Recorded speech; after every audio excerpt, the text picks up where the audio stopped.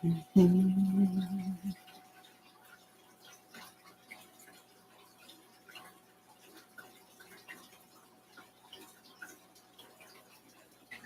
look at that. We are live already. Let me see here. Look at the date. Get up to top comments. All right. Mandarin, hello. Noah, hello. Arc Knight, hello. I'm going to do a little quick experiment. When I was putting my mic on tonight, I noticed something. Steve. Tell me if when I jiggle this around, are you getting static?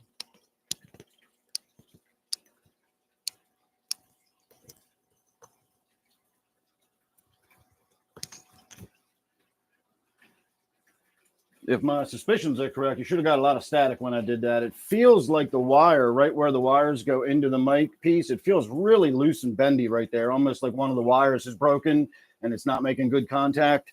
And that jiggling could have been, when people complain about hearing my mic crackle, I think that might be what's going on.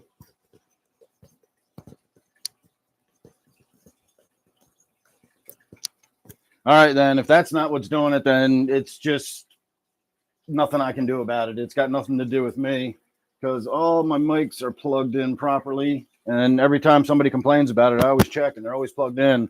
So either it's a broken wire somewhere that's loose and jiggles and moves, or it's not. I might try just getting a new mic. Hey, Neil.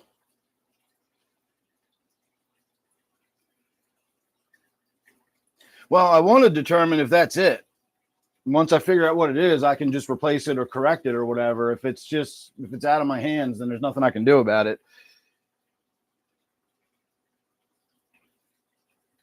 I think that's what it is. It feels really, really loose. Cassie, how are you? I tell you what, let me get you started on getting the feeding done. I'm going to run up into my office. I might have another lav mic sitting on my desk. I've collected enough shit like that over the years. I've got boom mics and shotgun mics and lav mics galore.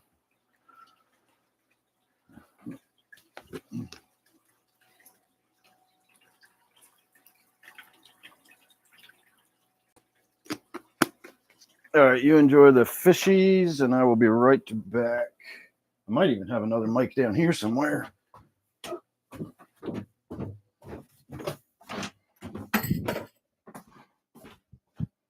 Yeah, watch it. Watch it.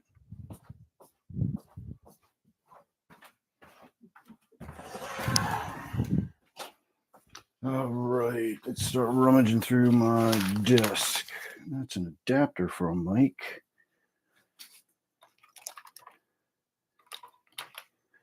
What does this connect to? That looks like that connects to a lav mic. It sure does.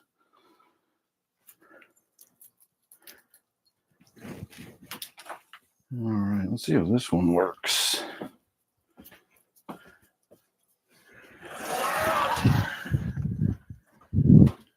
Watch out, little man.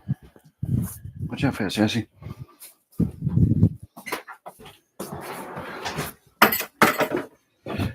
All right. The only thing I will have to make sure of is it's got the right number of pins on it. And as long as it does, it's a lav mic, so it should. This looks like a 4-pin. If you actually look, you can count the those little plastic lines that separate the different pieces of metal. Each one of those is a different pin. So when you're buying microphones and speakers and stuff, when you're doing different recording, whether you're recording into your phone or you're using a camera or you're using a GoPro, like everything has its own little thing. So make sure when you buy it, you're buying the correct pin. It can be anywhere from 2 to, I believe, 5 pins. All right, let me take this one I've got off. We'll put this one on and see if you can.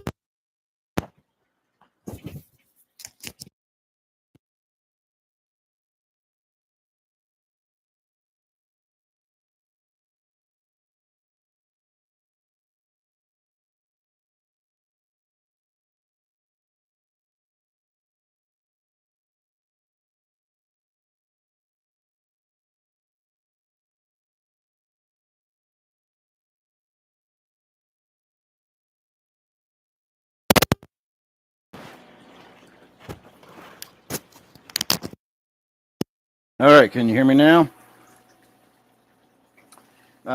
This is a 4-pin, the new mic that I just found. Okay, yeah. The mic that I'm wearing now is a 2-pin. That's a 4-pin, so it's not gonna. They're not gonna line up. I'll need to order a new one. I'm almost positive that's what the problem is. For the frequency of times people have told me, it's when I'm moving around that they hear it, and for the way that little connection feels when I picked it up. I picked it up right by the wire, but I picked it up just like that far behind the base of where the microphone was, and it was just like and just hung down, and it shouldn't hang that limp. Insert joke here. And it didn't feel right. It just feels like there's a broken wire in there. So I'm pretty sure that's what's going on, and we're gonna just make that assumption moving forward. Do you think I want to get a little work done tonight? We're going to work in the gourami tank and do a quick vac and get some of the gross crap out of there. I'll get the glass wiped down, and I want to do a water change on the 55 as well. So let's move on.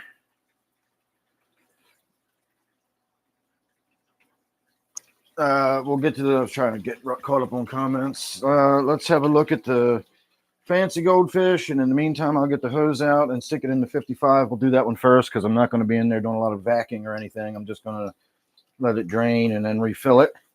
The other night, on Friday night, when we did the big water change on the discus tank, I forgot to turn the filter back on. It wasn't until Saturday afternoon I was in here and I realized, like, oh yeah, didn't I forget to do that?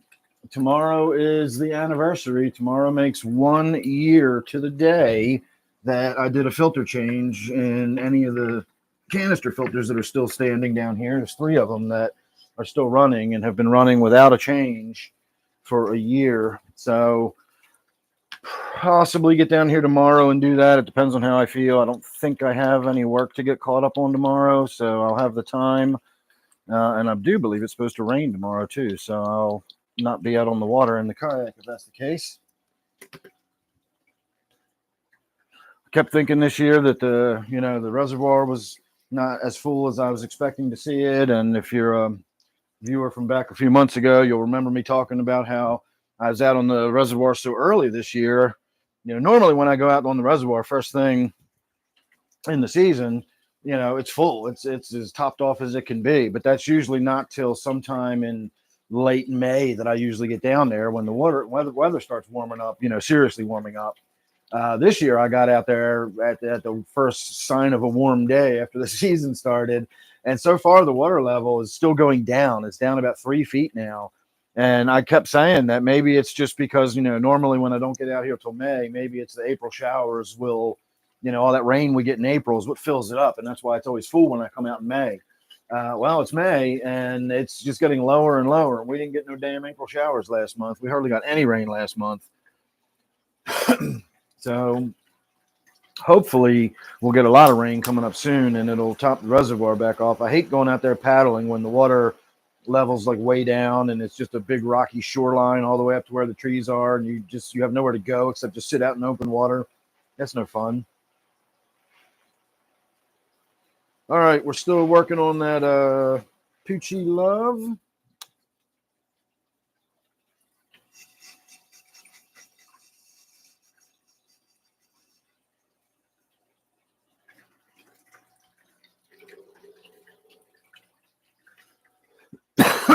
Considering how much of this I started with, I'm going through it pretty fast. Although, in fairness, I'm also like globbing it on top of my bowls. I'm treating it like it's marshmallow fluff on top of a snowball. First, I put a small bud in the bottom. I glop a big glop of the goo on top of that. Then I put a big bud on top of that. And then I melt goo all over the top of the bud on top. And then I close the lid. And that's the bowl that I smoke. So I go through a lot of my goo just by way of smoking it in bowls.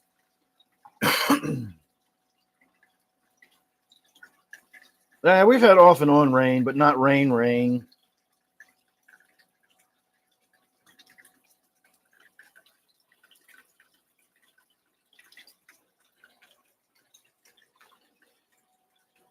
My Betta fish, that sucks, Annie. My Betta fish looks like it's feeling kind of rough itself, and it does a lot of laying on the bottom instead of laying up near the surface. I don't think it's that unusual for Betta fish to swim around near the surface. They are kind of surface-dwelling fish. As long as it's active and moving around and feeding and whatnot, I don't see there being any problem with it. They're typically not really active fish. They just kind of hang out and conserve energy until some food comes near them. And then when they get their opportunity to eat, they certainly take it. But even then, they're not like really aggressive. They're more of a studied sort of, they look closely at their food a little bit before they eat it. They're not just like a, like the goldfish you're watching, just gobble up anything that passes them when it's feeding time. I could probably drop BBs in there, and if they could grab a hold of one as it was floating, falling past, they'd probably swallow it. But the betta fish are a little more choosy than that, I think, when they come to their food. But as long as they're active and they're eating and all that, I don't see why. I don't think you have anything to worry about.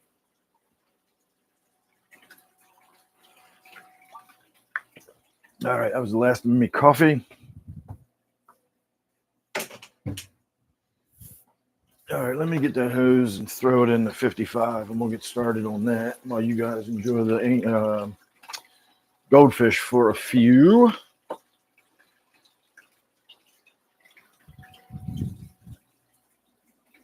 And we don't have a lot to do in this tank. We're obviously not messing with the filter, as I just said. But we will get in there and wipe the glass down, and we'll do a nice big fat-ass water change on it and really drain a lot out of there. Get it nice and crystal clear, as it is very tannin stained. It has quite a lot of wood in it. I know it's hard to tell, but it actually does. Oh, Steve, next time we go out to the reservoir, remind me to take you to the spot where that front bumper of that car is, the front cowl. There's a lot of places you can go out the reservoir where you will see a tire. It's just, I try not to get them in my videos and pictures and whatnot, but it's tough because like at the back of every cove, there's a tire that at some point got blown back there by the wind and just ended up at the back of a cove. And now there it is. But this was the entire front cowl of a car. The part that wraps around the front by the bumper, and it has the opening cut out for the air to flow through and get up into the engine compartment and everything. That whole section is in the back of one of these coves. So I don't know how the hell it got there. I can't imagine it floated, but I also can't imagine somebody carrying it down there. So I'm not sure what to make of that. All right, I'm going to get my hose set up in my special little slip knot here. That way the cat can't knock it out if he's in there playing again. But anyway, while I was back there, I noticed some really good looking pieces of wood. One of them, hey, Christopher. One of the pieces of wood actually might fit in like a 125 or something like that. It was a tree stump, like the whole tree stump, and the middle of it was sort of rotted out and hollow. It would have looked so awesome sitting in the bottom of my pond right here, or in, again, a larger tank if it could fit inside of a 125 or something. So next time we're out there, we need to go paddle back there and have a look at that stuff. I don't know whether you're really going to use it or not, but we can go look at it. No, nobody's going to guess my music tonight.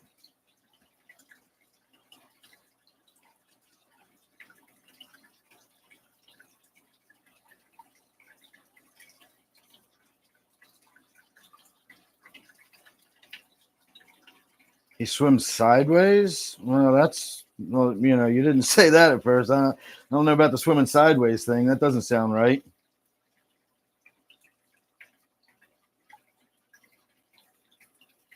Yeah, they got a lot of personality, and they'll sit around doing a lot of nothing for a while, and then eventually, if you come into the room, they'll come over to greet you, probably just because they think you're going to give them some food or something.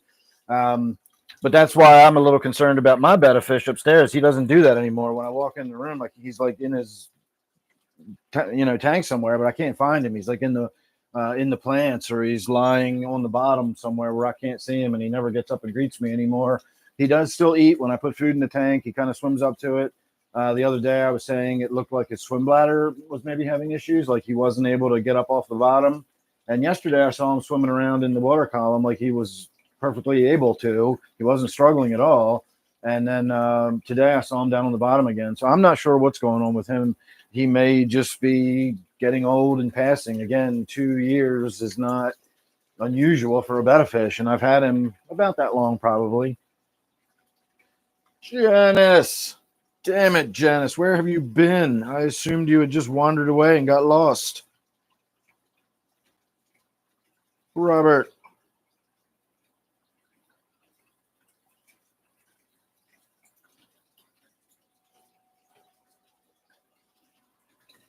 And it is moist in here tonight because I've got the window open and the fan on in the other room, but I got the basement door closed, so it's only pulling air through the basement because we have the AC on upstairs. It's been raining all day. The temperature's been fine, but who wants to have the house open when it's raining outside? It makes everything just feel damp and clammy. But to help ventilate the house and evacuate all the smoke I generate down here during a live stream, I do have the fan on very low. A little tip for you, a little secret for you. If you have like a floor fan or any kind of fan really that's got a free speed, like a high, medium, and low, and you want to be able to really fine tune adjust it, just buy a fan speed controller and plug the fan into that. Then you turn the fan on high, and then you can use the fan speed controller as the switch and turn it on and off there. And you can go from full crank all the way down to like wum, wum, wum, wum, just like barely spinning.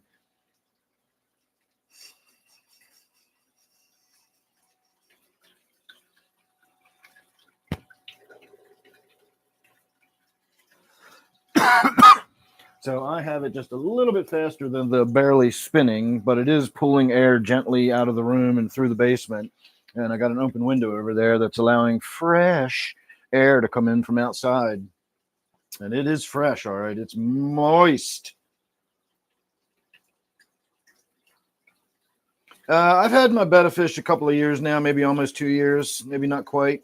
Hey, Daniel, how are you?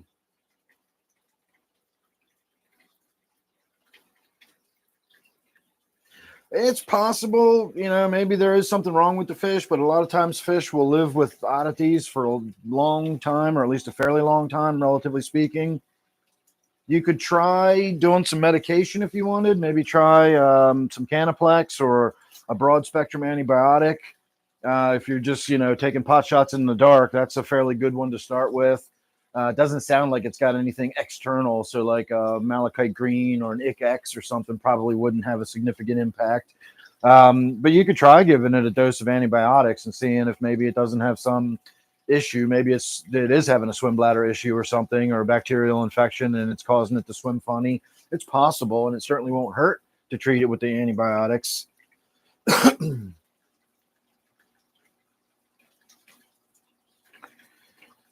Yeah, I got all of my Bettas. Well, both of my Bettas. I came from PetSmart, or I think one came from PetSmart and one came from Petco. All right, Steve, good luck on that. The other day, you had a really stupid day. I thought I had a stupid day, but you had a really stupid day. Hey, Frank. Hey, window licker. If I had to guess, Amy, I'd say the placats are probably stronger and live longer than the fancy ones with all the fluffy tails and everything.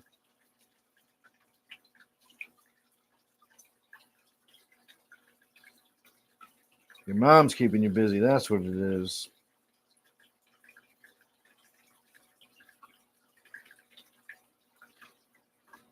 Oh, that's cool, Daniel.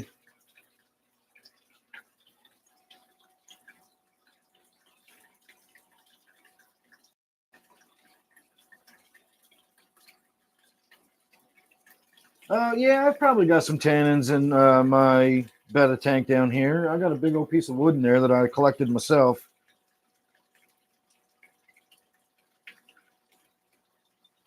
Yeah, but that was particularly stupid, Steve. Oh, no, I'm sorry to hear it, Christopher. That sucks. I left the house. I had to go down and spray a customer like in North Baltimore, and I was going to go all the way down Falls Road, but right as I started to head down the road, I realized I didn't have fuel, and I didn't have enough fuel to do my whole day, and so I was going to need to get gas somewhere. So I got the clever idea of heading down Mount Carmel Road and hitting that gas station right at Mount Carmel Road in 83, and once I had gas, I could just hop on 83 and head down rather than staying on Falls Road the whole way. And I thought, okay, that works it all out. I was hoping to go to the scenic Falls Road, but I'm not going to be able to. I'll just get on the highway, but whatever, I'll get gas, problem solved. driving down Mount Carmel Road, and I'm getting about 2-3 miles away from the gas station, and it occurred to me, did I bring my wallet with me? I did not. And so I had to turn around and drive all the fucking way back home. I almost stayed home and said, screw it, I'm done. That was my day. But I said, no, I got to get these people sprayed. So I got my wallet, turned around, went all the way back, got gas. Although at this point I was home, so I just went into town and got gas in town and then went down Falls Road and went the scenic route after all. But I thought that was a stupid day. And then that was the same day you told me about your truck breaking down and everything. Made me feel better. Or at least made me feel not as dumb. Although in your case, it wasn't your fault, whereas in my case, it very much was my fault. But I guess I shouldn't have felt less dumb.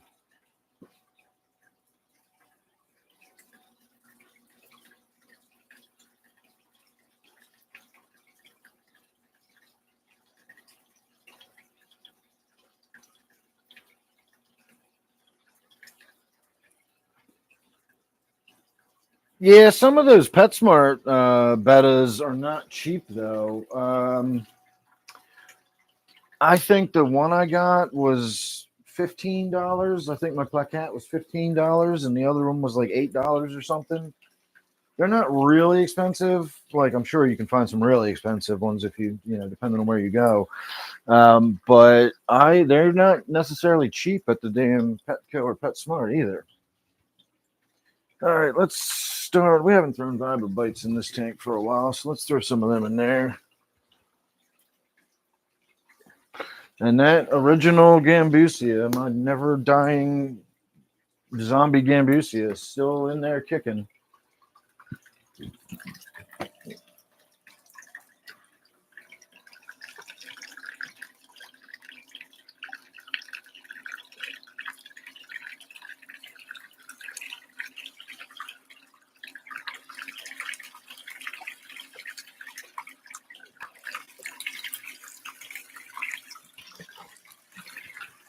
All right, just trying to get my pond flowing nice and vigorously again. I don't know if you just heard the volume of sound pick up from that, but the filter or the intake pump for the fountain was clogged up with plant material and gunk. So I just got that opened up and flowing again. All right, I am going to do another hit of my Poochie Love. I brought some actual marijuana in here with me tonight. I set aside an ounce of Poochie Love for future reference, and I had that much left over. Well, I had more than this left over, but that's what I've got now. So I set aside an ounce, and then I gave the rest to myself. So I've now got, I don't know, like an ounce and a half or 2 ounces of the Purple Kush, and I got an ounce of the Poochie Love. Put some ice cubes in the bong tonight.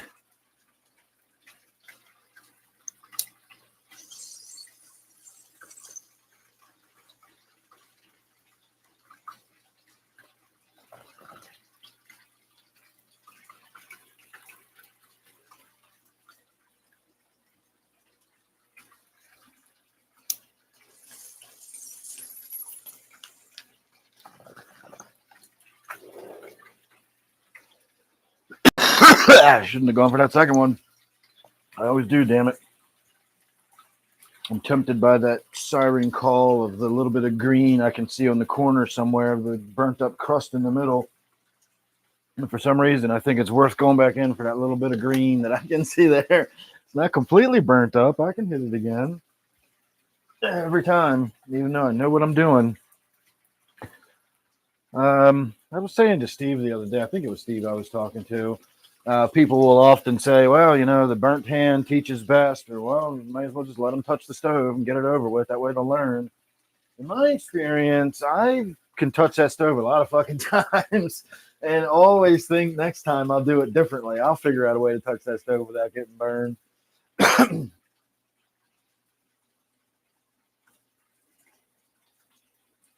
Banana candy, that sounds good.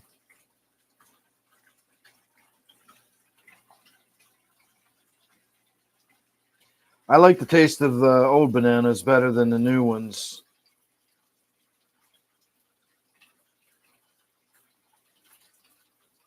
You're in Savannah Park and Annapolis tomorrow. Yeah, that won't be a bad day.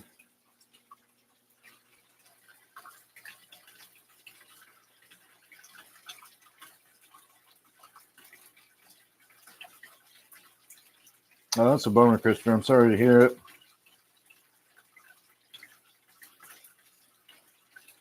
$75. Good grief.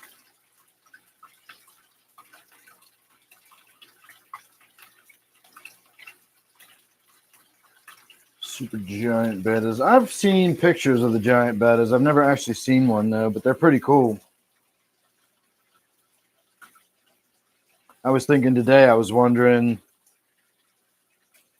when my betta fish dies, or if it's dying in my office tank or whatever, am I going to replace it with another betta fish in there? And I think I probably will. All right. One of the reasons when we've been looking at the 55, one of the reasons it looks so sort of hazy is, look at the glass. It's so evenly covered with algae that you don't really notice that it's algae covered from a little bit of a distance, but it really is. It's got a lot of algae growing on it, so I need to get in there and get all that wiped off. This tank's going to look very different after this water change. I may even have to get in there with a razor blade, and that's the water flow. I just got flowing nice and vigorously again.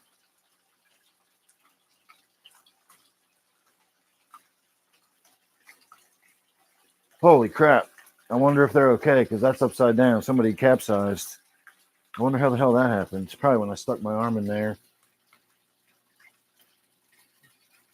Probably thought the Leviathan had risen up to take them. But it was just me. All right, I'm not figuring out how to get the camera into the... There we go. It's twisted again, that's why. All right. Let me put some stuff on this glass and see how difficult it is to scrape or wipe. Will I need it?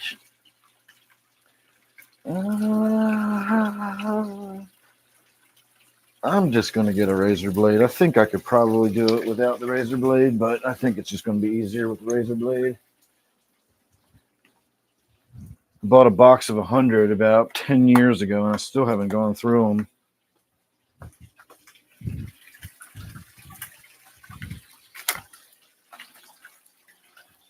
I still have this many after. Again, I have no idea how long ago I bought these, but I still have so many of them. Most of them are falling out of place now. But anyway, that gives you an idea. I've just got a stack of them. So it's worth it. I paid probably $5 for this, and I've had glass scraping razor blades for years upon years. I use them once and then throw them away. The only I will use them more than once occasionally, but what happens is I use them once and I set them somewhere so that I can use them again a second time. And just by being exposed to water that one time, they'll start to get a little bit of rust on them. And once they've got rust on them, you can't really use them on your glass anymore. I don't know if rust will scratch your glass. I suspect it would not, but it won't give you an even scrape anymore if the edge of the blade's got rust on it. So I just pretty much wind up using them once and then wind up throwing the other ones away, throwing it away next time I go to use it. It's kind of like getting a paintbrush. No matter how vigorously you feel like you wash it, by the time you go back again and try to use it the next time, it sucks as a paintbrush and you wind up throwing it away and getting a new one. So I long ago just started buying cheap paintbrushes. I use them once and throw them away. I don't even bother to try to clean them. Oh, yeah, the razor blade makes a huge difference. I'll move the camera over in a minute and show you what I'm doing. Putting a ton of algae in the tank is what I'm doing. Well, I mean, it was in there to begin with, but it was growing on the glass before. Now it's just free swimming in the water.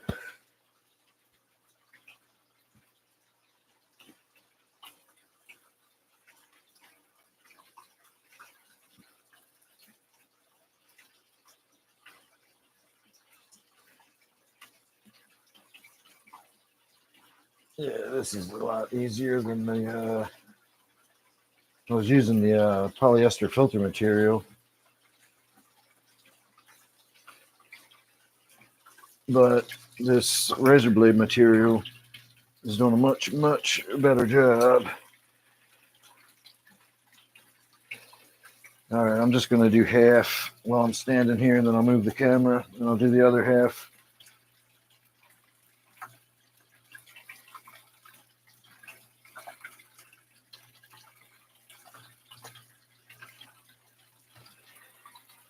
And I used to get a lot of comments and questions and people asking me about these different scraping devices, and people always recommending different scraping tools. And it's just I've same sort of mentality as using my what I refer to as my straw, my nectar collector. It's just basic and simple. It's a hot piece of metal. Lets me do a nice big hit. No fuss, no muss. It's not complicated. It's simple and elegant. And it's like the less moving parts there are, the less shit there is to break kind of mentality. And I've never really got the point of all these fancy scrapers and tools, and just a simple razor blade works fine. You get your hand in the tank, you scrape the glass, and you throw the razor blade away when you're done. And you're not going to get a better glass cleaning than with the razor blade. I hear people talk about using an old credit card or something like that, and that's fine. You can use that if you want, but it ain't going to give you the same clean glass as a razor blade will.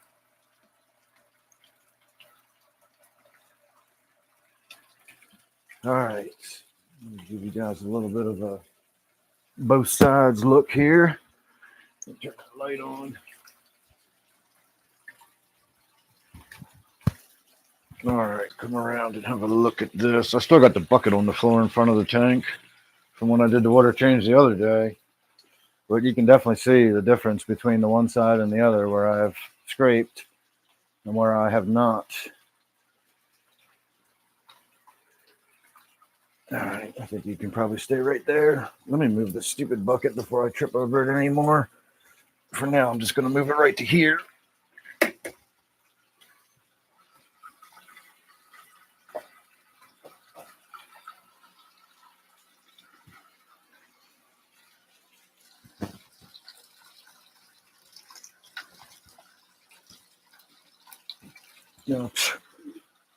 Glad I didn't cut the shit out of myself. I was holding it by the blade edge and scraping with the back side of it. No blood. That could have worked out very, very badly. I know somebody that did something similar to that. They were trying to push a razor blade through something. They had their finger on the back of the blade and were pushing downward really hard, and it just wasn't going in. And they just kept pushing harder and harder until they eventually realized that they were holding the blade backwards, and they were just pushing their finger over the blade edge of it. They got a really bad cut out of that one.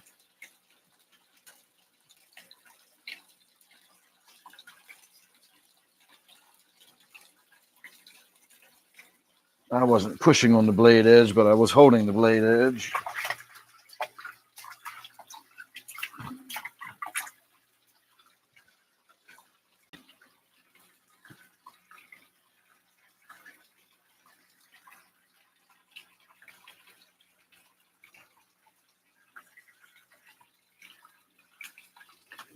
And I know you've all heard this before, but I'm going to warn you again, when you're using a razor blade like this, especially when you're scraping up and down like I'm doing now, if you get down near the bottom and you get near that substrate, be really, really careful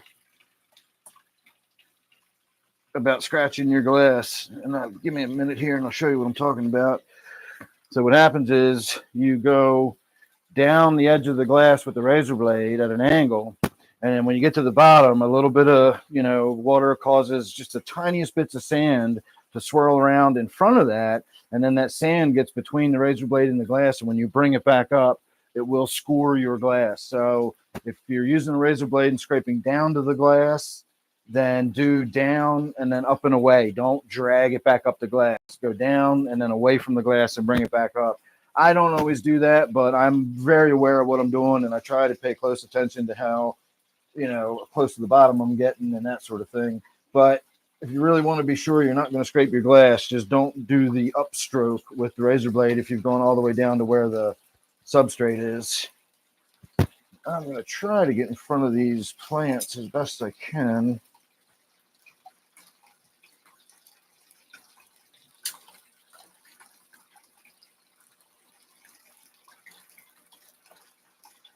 As I demonstrate exactly what I told you not to do. But if you'll notice, I'm like a half an inch from the bottom.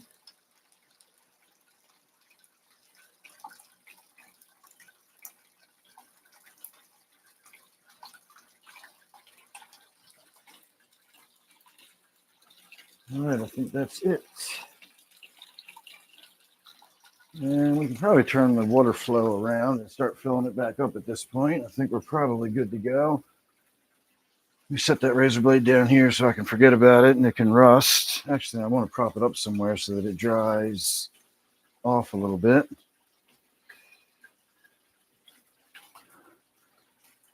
That's a hell of a lot cleaner now, isn't it? Damn, I just looked in the monitor and looked at what you guys are looking at. That's wacky difference.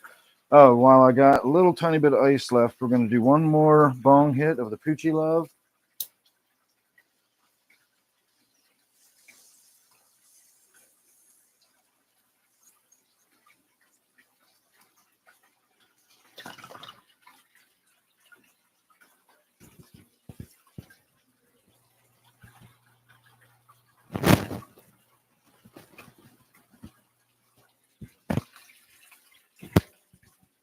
There's some ambiance for you.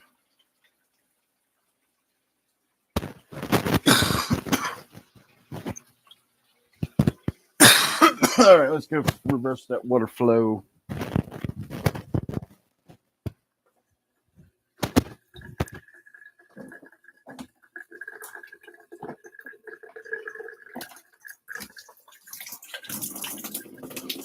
This slip knot is a pain in the ass.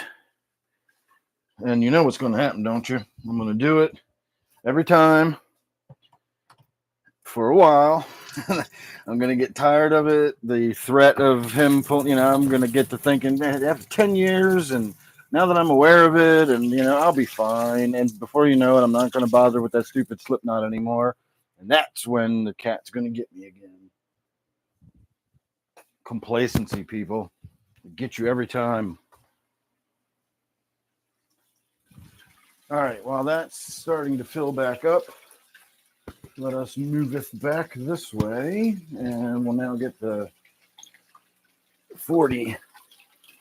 Oh, they're nummies. And yes, we still need to get in here and do some work and water change and all that good stuff. I'm going to do the granules just because the vibrobites tend to sink really fast, and I want to have the stuff floating around in the water column. Oh, at least a little bit. That thump you just heard was my elbow on the 55. Probably scared the living bejesus out of all the fish.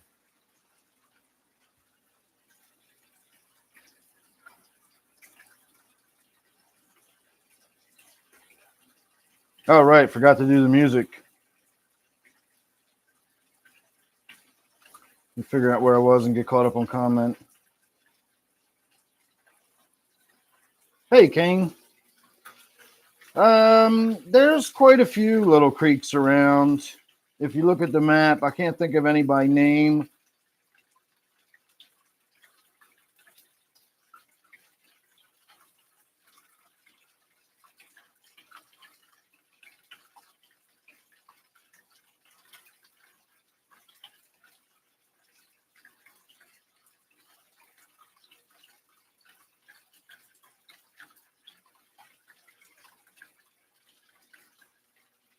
Yeah, I've never seen the plastic razor blades before.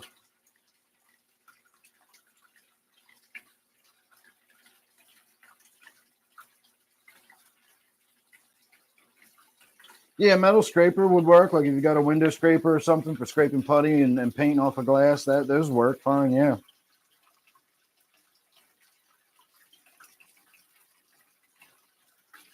Hey, Ian, did I say hi to you already, Ian? I'll say hi again just in case. I do try to keep everything simple like that.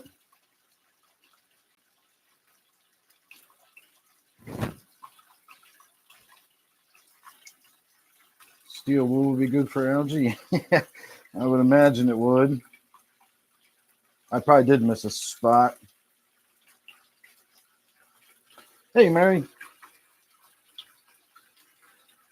All right, tonight's music is somebody that I had never heard of before until today.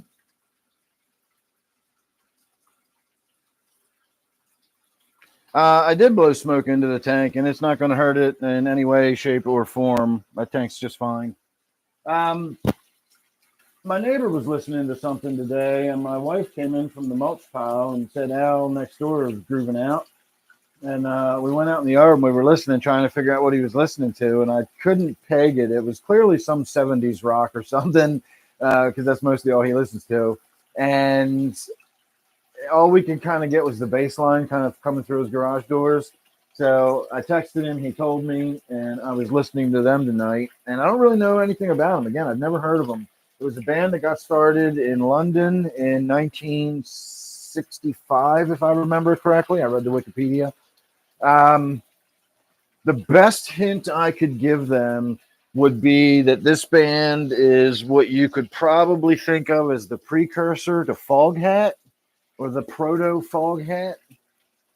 So if you know what band some of the members of Foghat were in before they were in Foghat, that's the band I was listening to, and it's an English band that did not sound English. If you listen to them, you wouldn't know you were listening to a band out of London. They jumped on the bandwagon in the 60s when like a blues rock vibe. Again, think Foghat, think of Foghat sound, that sort of blues rock sound. And I don't know what else to tell you. I don't know the name of anybody. There you go, Christopher. That's exactly who it is. Savoy Brown.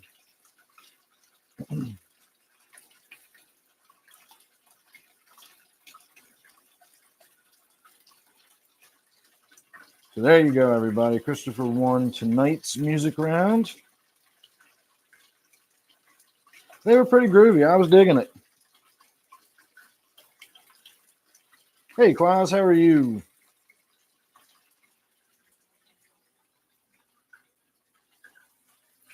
I had never heard of them before. Like I said, I had to ask him who they were. And when he said Savoy Brown, I assumed that was a person. That just sounds kind of like somebody's name, or at least a stage name. But it is not. Savoy Brown is the name of the band. And I want you to look at this, too, before it's too late. I should have showed you this a few minutes ago. You see the power head is, the water is just over the power head. Do you see how much water that thing is moving? Let me angle it upwards. It's that far underwater, and yet it's still moving that much water. It looks like a damn stream flowing through the back of that tank. So for anybody that doesn't think I've got a shit ton of circulation and water flow going through this tank, that's how I set my tanks up. I have a big power head like that in the back left-hand corner usually, and then I have all the water being pushed down the back side of the tank towards where the filter intake is down here, and that keeps a lot of crud from building up on the back side, like behind where everything is. There wouldn't necessarily be a lot of flow. By putting the power head back there, you do create a lot of flow. So my spray bar moves water towards the front of the glass, and that hits and goes down the front glass and swirls around, and then everything moves in a clockwise. And so the whole tank is it's more well thought out than it looks at first glance. It's set up in a way that really, I guess if I had to say I have a technique or a method, as that one web page claimed I had my own method, which I think is kind of cool that I have my own method according to some web page. But that would be my method. I have that power head in the back. I have an air stone typically near that power head, so that the dissolved oxygen and everything that's in the water right there gets moved around immediately through the power head. Or sometimes I'll even have some of the bubbles go into the power head to create micro bubbles and disperse them into the tank. And then I have, again, just blowing across the back towards the filter intake. And then the spray bar or hang on the back filter or whatever it is will generally spray water against the front glass and push it down and around.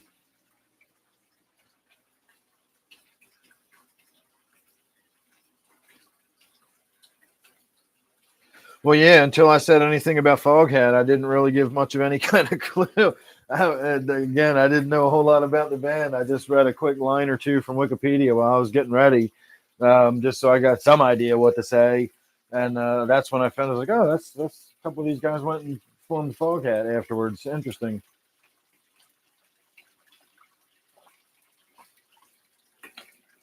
Other than that, I don't know any of their names. I still don't know any of their names. I have no idea of any of the names of any of the dudes in Foghat. And if you pressed me, I could name one Foghat song, maybe. I'll give you a bonus because I was listening to the mix, and right before we went live, a different song out of the blue came on, and it was not 60s rock. It was 90s. I don't know if grunge is the right word, but it was the discontent of the youth of the 90s kind of music. It was a very popular song at the time. This might even have been after the 90s. I'm not sure when that was. No, I might have to look that up now.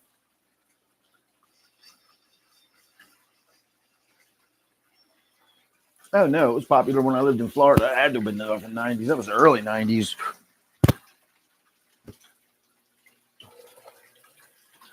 Anyway, I'm thinking of a number between 3 and 5, and they all have dark hair.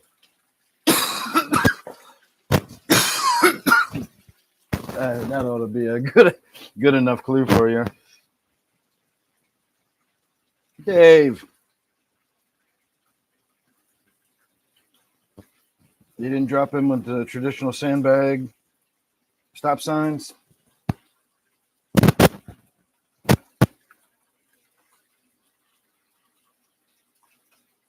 Four non-blondes indeed. There you go, Dave. Nail them. Yes, I was listening to Four Non-Blondes. I forgot how much I enjoy listening to them. Didn't necessarily like watching the video.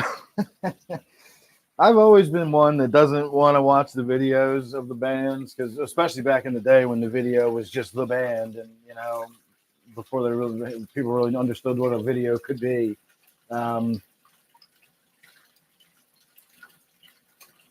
It's one thing to hear a band like in the 80s, the glam rock stuff threw me for a fucking loop. I'm listening to these songs. I'm thinking these guys are all like hard rock tough guys, and they sound like they're all hard rock and chasing the women around and getting laid all the time, hard rock stuff, trashing hotel rooms. And then I'd see a picture of them, or I'd see a video, and I'd be like, what the fuck?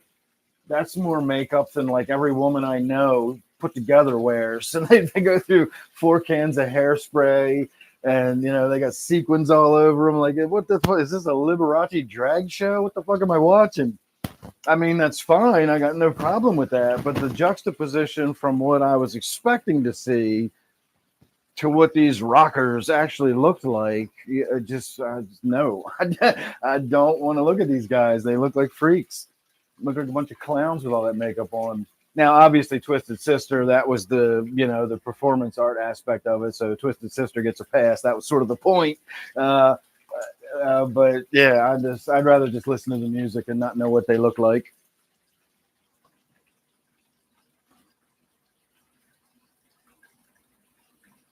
You don't have to try to drum up enthusiasm anymore, Janice. I've just accepted the fact that my channel's dying. We're watching the last few dribbles drain down the drain at this point. I'll keep doing my live streams just because I do them, and people can keep hanging out with me just because they want to. But I barely even look at my YouTube dashboard anymore. The last time I looked at it, I was down under $300. I mean, the money just keeps going down. And like at this point, I was telling a friend of mine the other day, the money is so little that if it just stopped completely, all I'd think is like, well, that sucks. It would literally be the equivalent of like a couple of customers discontinuing their deer repellent service.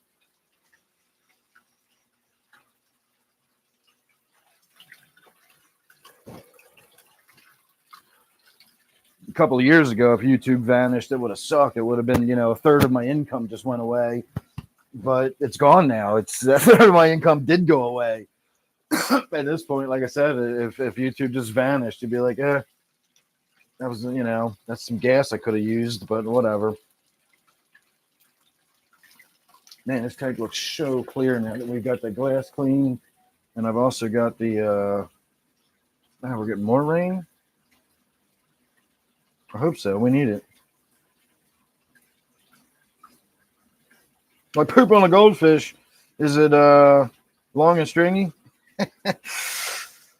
Golden Earring. That's a good one. I haven't listened to Golden Earring. They're another one-hit wonder. I can only think of one song by Golden Earring that I know. It's Radar Love, which is an awesome song. It's one of the best driving songs ever written.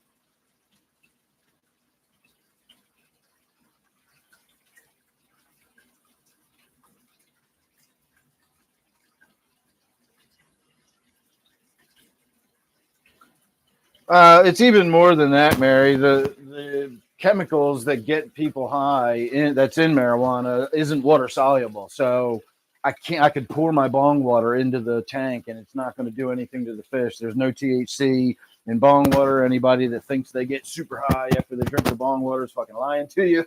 There's nothing in the bong water that gets them high. That's the point of it. When we breathe our smoke through the bong water, it filters out a bunch of the ash and a bunch of the shit we don't want. But the stuff we do want just moves right through the water because it's not water soluble. So there's nothing I can do to get that in there to the fish for it to affect them. Fish do have cannabinoid receptors, though. And for example, the other day when I dropped a crumb of one of my marijuana cookies into the pond and a goldfish ate it, that goldfish may have had a very relaxed evening after that. I don't know. I have no idea how it would impact the fish, but fish can, you can get cannabinoids to a fish's brain and it will affect them. They do have cannabinoid receptors just like we do, but not through the smoke or the, oh, hey, Mike, I thought I said hi already, but I don't think I did. Shirley, but not through the smoke or the vapor. You literally would have to have it decarboxylated and then feed it to them to get them to ingest the THC. It's just THC. It'd be equivalent like getting your cat high or your dog high or something. I had a cat that used to love getting high.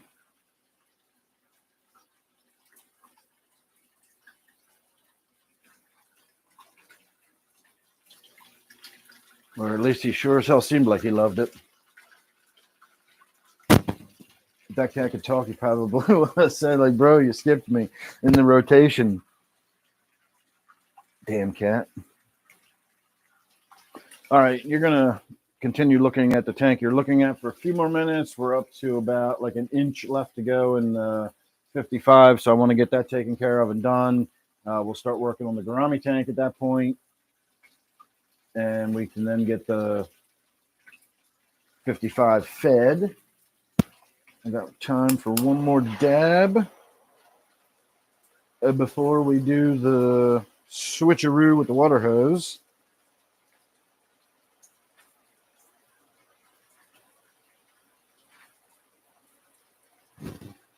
I spent the afternoon combating mites. I'm determined I'm going to get on top of these bastards.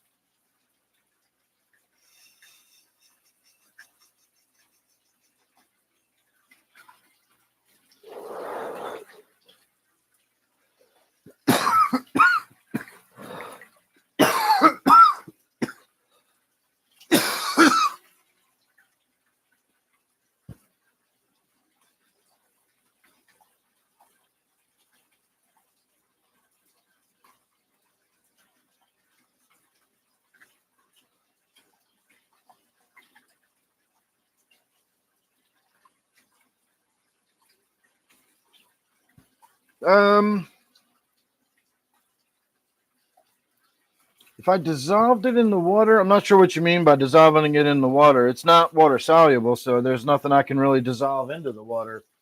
Oh, shit. I'm sitting over here reading comments, and the 55 is pretty much topped off.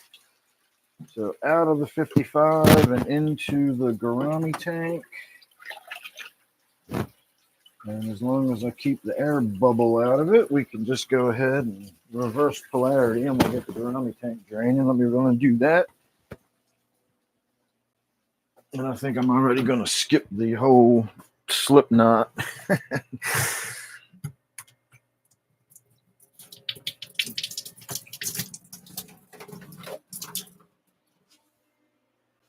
We'll see if the cat doesn't come down here and make me regret it. He's not even down in the basement. That's why I'm not worried about it. And the door upstairs closed. So I really seriously don't think he's going to be coming down. All right, let's get the lid closed up. I think we'll even go so far as to put some deadly Windex on the tank tonight.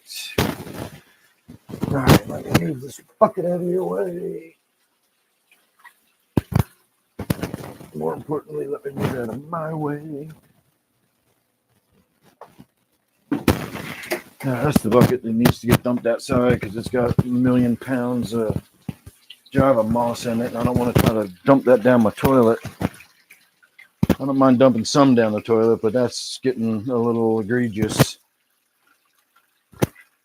All right, let's hit that with some Windex real quick, and then I'll feed them.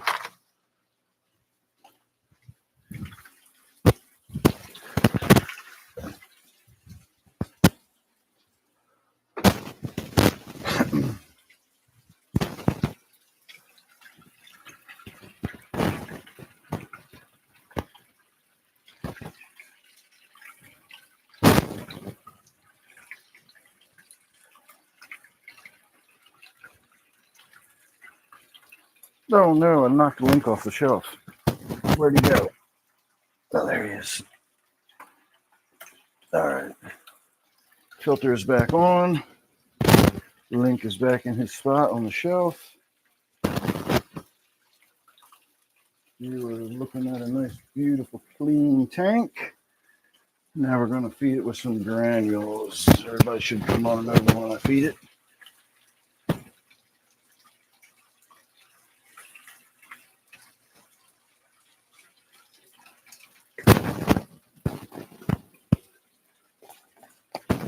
Or possibly not.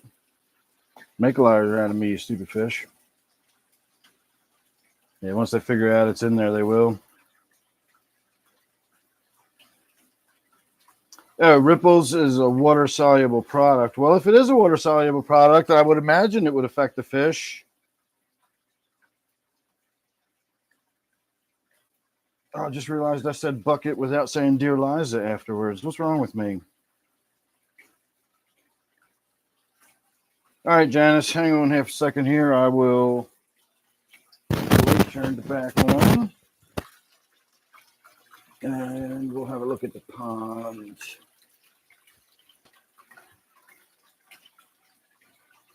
So that is my inflow. Oh no, what's happening over here? Why does this look so bad?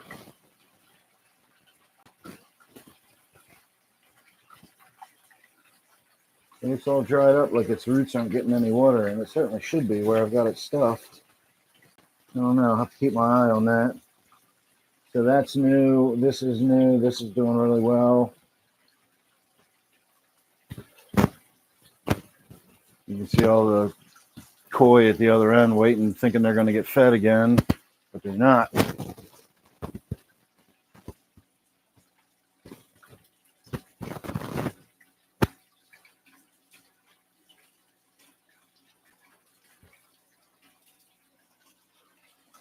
All right, looking over this way, we get to see more of the whole pond, but the fish are going to all be right up in this corner because that's where they think they're getting their food.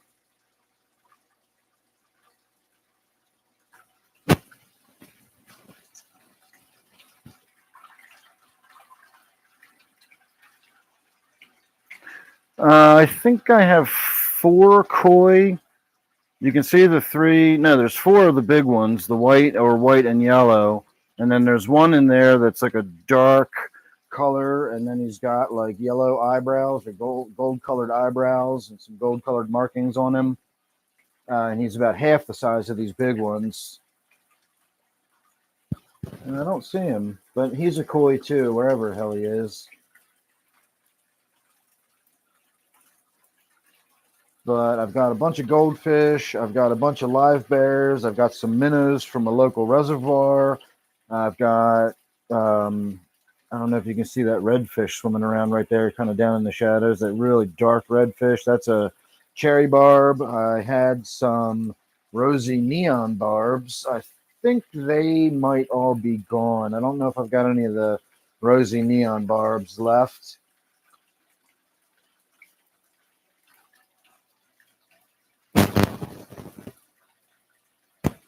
And I really don't know where that other koi went. Interesting. I wonder if he, oh, there he is. Well, they're all going to come bunching up because they think they're getting fed. But you see the one with the eyebrows? You see his little face sticking out right there? He's got the, looks like he's wearing like a yellow mask almost. There he goes. That's another one of my koi. He's my favorite, probably. He's really neat. I actually paid a lot of money for him. Well, he was labeled for a lot of money. I didn't pay anything for him, actually, not cash wise. I traded for him, but he was a $30 koi. And then all the rest of those, as fancy as they look, they all came from either Petco or PetSmart.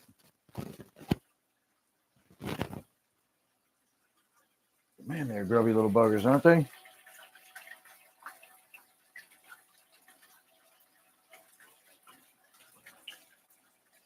Oh, there he is. Look at his little face with his little eyebrows.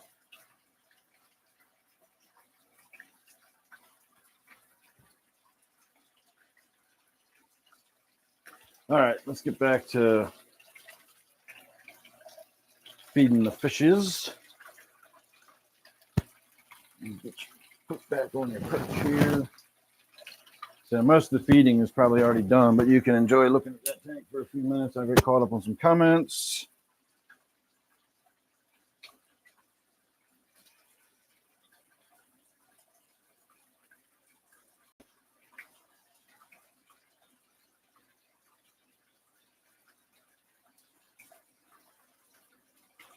It's possible, Mike. I have no idea how that works. I know alcohol is soluble both with the THC and with water. And there's ways you can use alcohol to sort of clean your solvent and clean mixtures up, and using salt water and stuff like that. You can remove ethanol from certain products. And so I know there are ways to do that. And so I would imagine if you did combine the THC with an alcohol of some sort, then the alcohol would act as the carrier and bring the THC with it. That would make sense, but I don't know if that's true or not. I was going to say, I'm always bigger than life, but you beat me to it.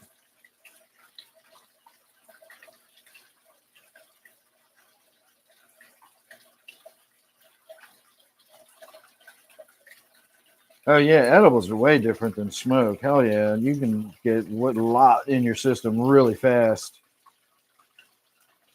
The pond is about 200 gallons, and my oldest fish at the moment is now my striped Raphael, which we'll see in the next tank when we get to it. The catfish that's in this tank, if you see it, it's I just saw a little tiny fish swimming around in there. I think it was a baby Buenos Aires. All right, there's the catfish swimming right up against the front of the glass now. If you see him, he's black and white and got white tips on his fins. I've had him for a really long time, too. Not as long as the striped Raphael, but pretty close. I've got some loaches in my 29 that are around that same era, but probably not as old as the Raphael. The Raphael's still probably older. And I think that's all I really have in the way of like fish that I've had for a long time.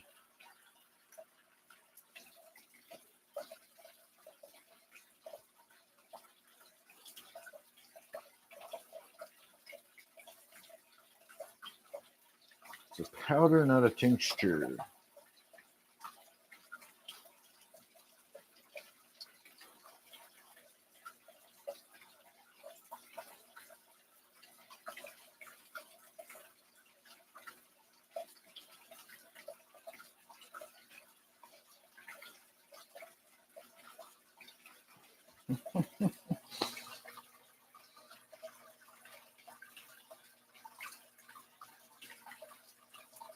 Well, you don't want bites. I don't mind kisses, but just no bites.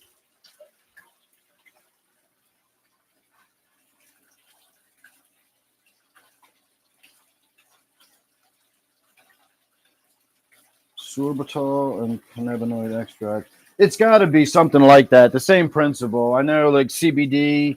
When I take my CBD, it affects me differently if I just take the CBD, like, and just eat the powder, versus if I dissolve the powder into MCT oil.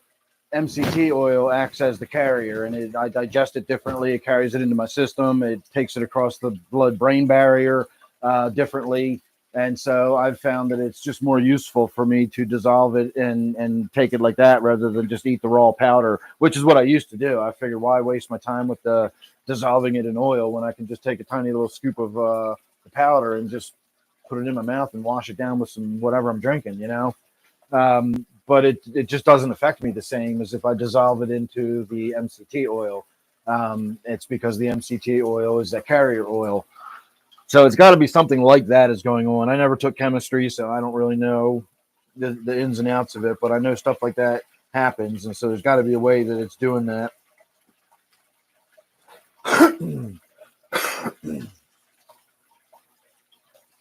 Sorbitol gets used in a lot of different stuff.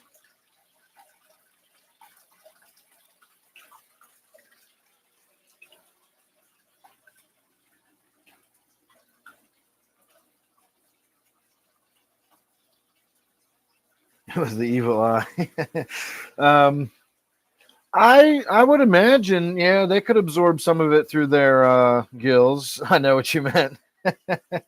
that's why I laughed at that. I thought that was funny. I'm assuming that was like a speech to text thing. At least it didn't give it as ravioli.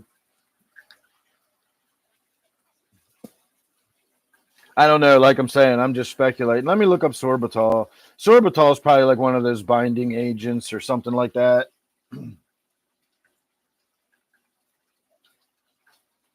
Sorbitol is a sugar alcohol with a sweet taste, often used as a sweetener and in laxatives. It's found naturally in many fruits, berries, and also produced synthetically. Sorbitol is used in various food products, blah, blah, blah. Oh, that's why I recognize it. It's used in sugar-free stuff. So it gives a sweet flavor to sugar-free. If you ever see like sugar-free gum, I guarantee it says sorbitol on the ingredients somewhere. That's the sweetener.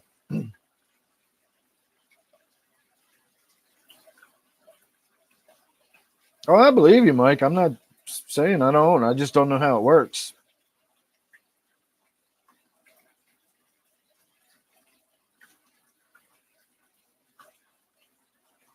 And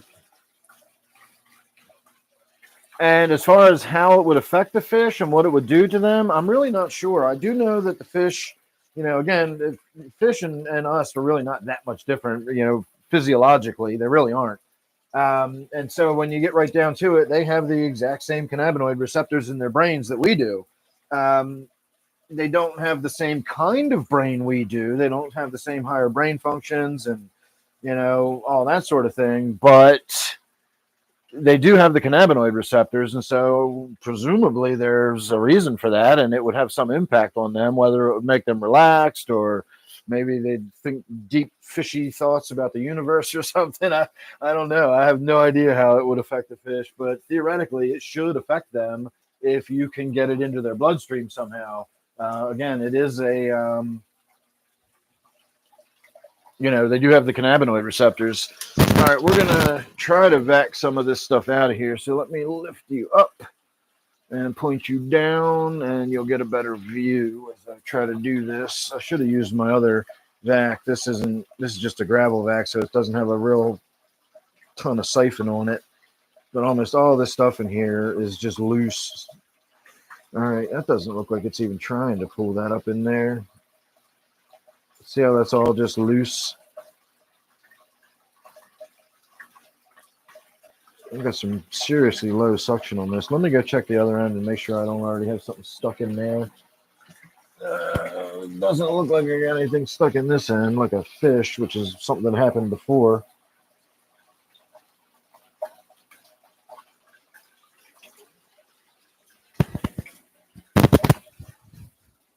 getting some seriously slow drainage here. It seems open enough.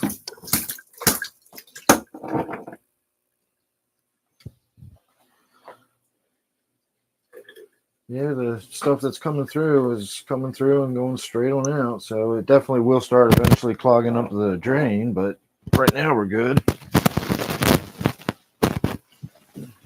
It's just not wanting to slurp it up. And like I said, it's a gravel vac. It's designed to not have too much suction. It's designed to pick up light, loose stuff and, of course, leave the gravel behind.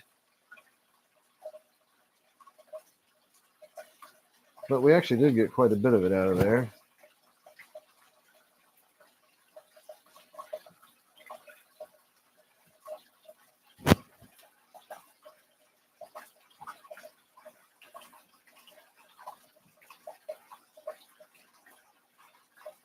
All right, look at there you go. Can't tell that piece is attached or not. We'll make sure it's not now.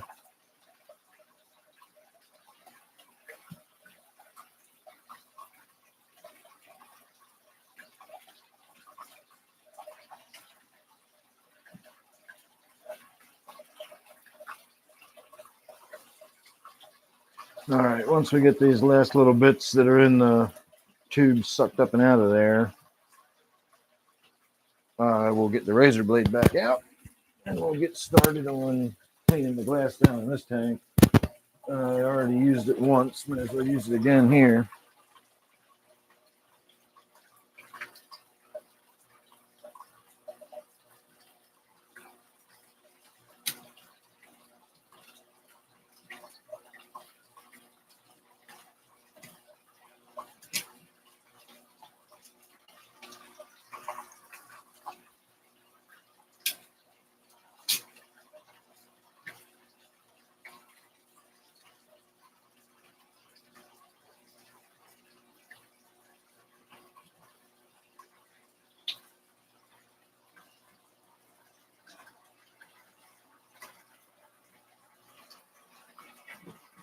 Hey, calm down there, buddy. You scared the shit out of my striped Raphael. He then in turn scared the shit out of me. Can you see him down there? He's freaking out.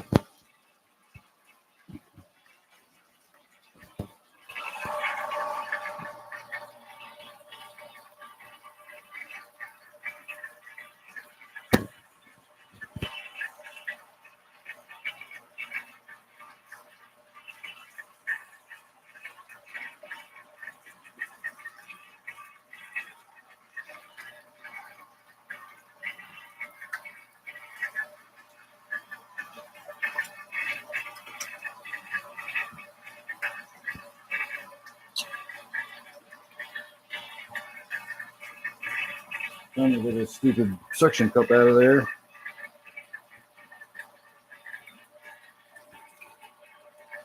All right.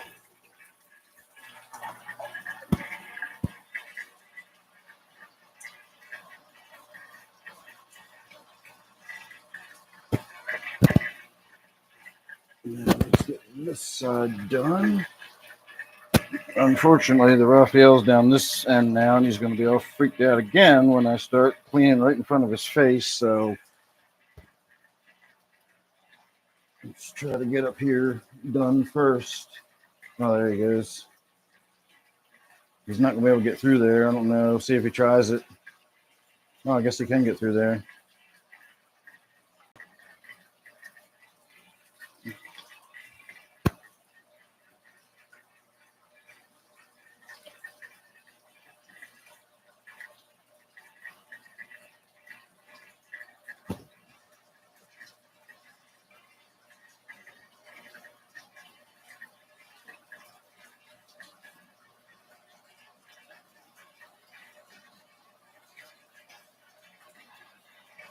All right, calm down, you stupid little fish.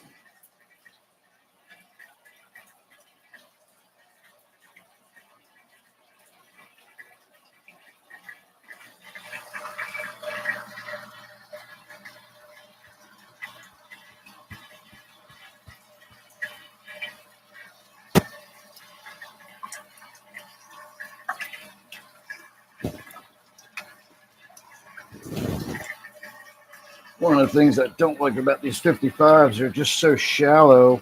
I mean, front to back, depth wise, not top to bottom. And even just putting a few rocks and a little bit of wood, doesn't have to be a lot, but you just can't get your hand in front of stuff, and it just blocks your access.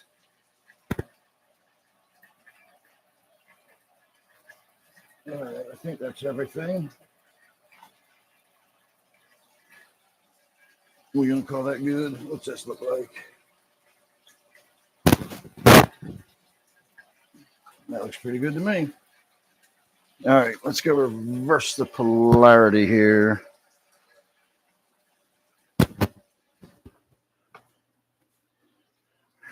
Start the water flowing back in. I get caught up on some currents.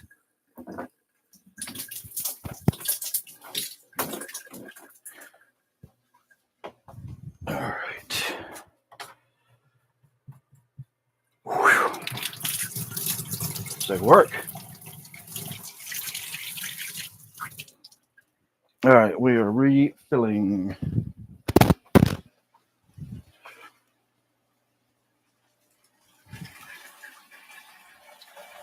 So you can see in this tank, basically the same setup. I've got the power head in the corner with an air stone behind it. And then we've got the filter intake over here. And the filter flows out and hits the glass. Everything flows down the front. Same basic setup. I set up pretty much all my tanks the same way. This is one we also need to get into and do something with. All right, some Vibra bites.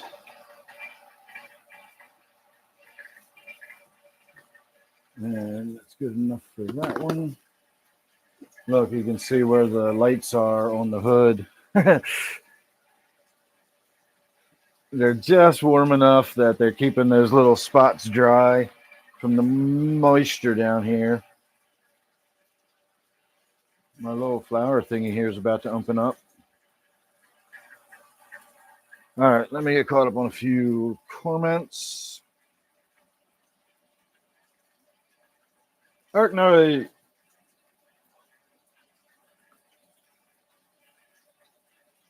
you can send memberships now? Is that something different?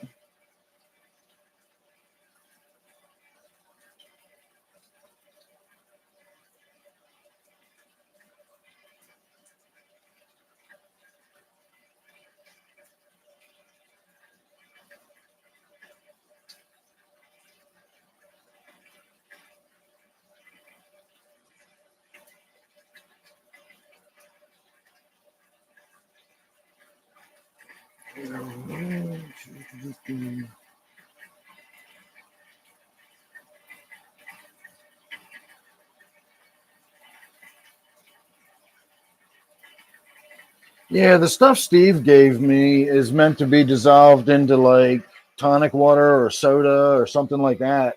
So that was probably water soluble as well. And of course, I just squirted it straight into my mouth and swallowed a whole big old mouthful of it. It was kind of nasty, but it about 20 minutes later, I was fucking high. He said it was like micro. I can't remember what, not micro, nano. He said it was like made in a nanoparticle, so it dissolved, it got into your bloodstream faster, or whatever bullshit science they were claiming. But it hit me fast as shit. It hit me in like 20 minutes instead of the normal 2 hours. No, I don't have any experience sexing the yo-yo loaches, but I know with most other loaches, the females are nice and plump and fat in the middle, whereas the males tend to be more svelte. There's a new word for you to add to your vocabulary if you don't already know that one.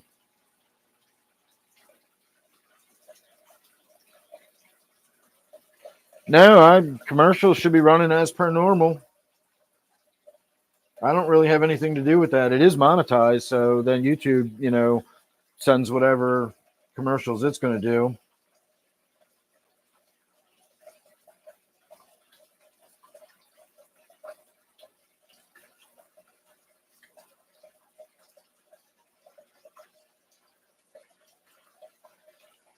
Ian, welcome to membership.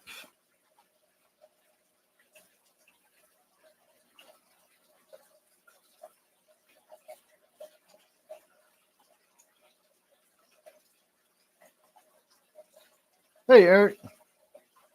Oh, he paid you again? God damn it. When am I getting my checks?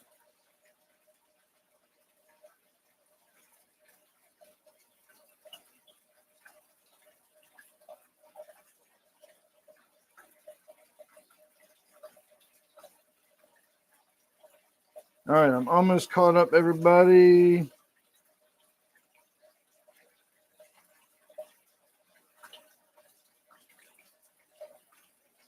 What do you mean, what plants am I going to put in there? It's already full of plants.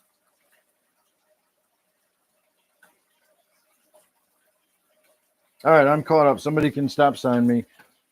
I'm not putting any more plants in my gourami tank. My gourami tank's got the Java in there, and that's pretty much what's going to be in there as far as I know. Mel.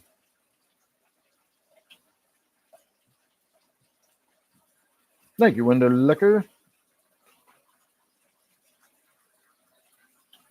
Cruella de Fish.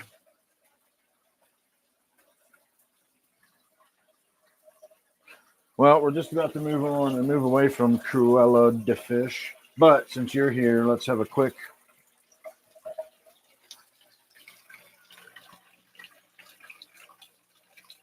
look at Frank Gorshin. Look at that Frank Gorshin face.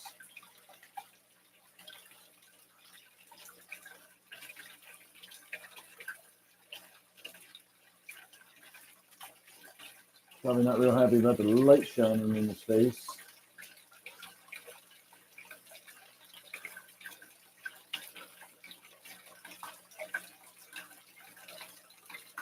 I'm doing all this camera work behind my back. Oops, I went the wrong direction for the first time. I was doing pretty good with keeping the direction. I'm looking at the monitor over on the other side of the room, and I've got the camera behind me, using it behind my back. And I'm doing a pretty good job just by using the monitor to see where I'm pointing it.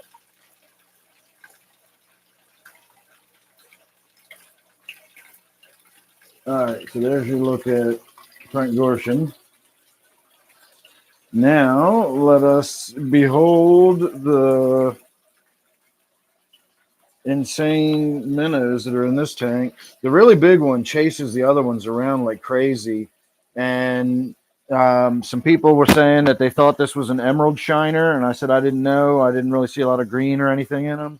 I'm really starting to see some green in them. So I think if anybody was right, or anybody was saying they were the emerald shiners, I think they might be right. See how much green you're seeing when they twist and turn in the light? And the big one is really aggressive, chases the other ones around all over the place. I don't know if it's like sexual aggression or if it's looking, territorial, but he chases the other ones around constantly. Really aggressive. You can see how, boisterous they are.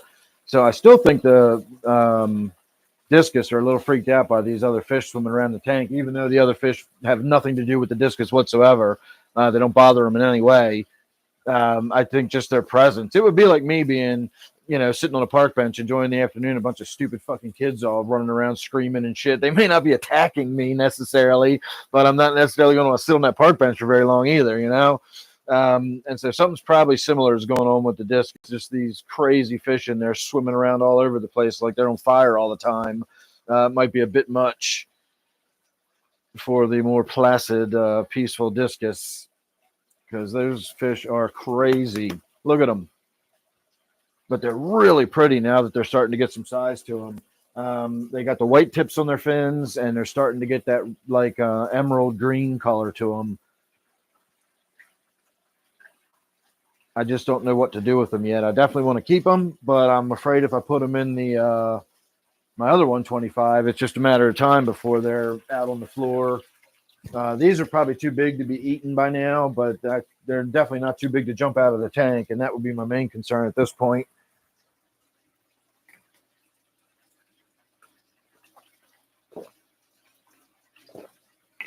Holy crap, it's 9:30 already?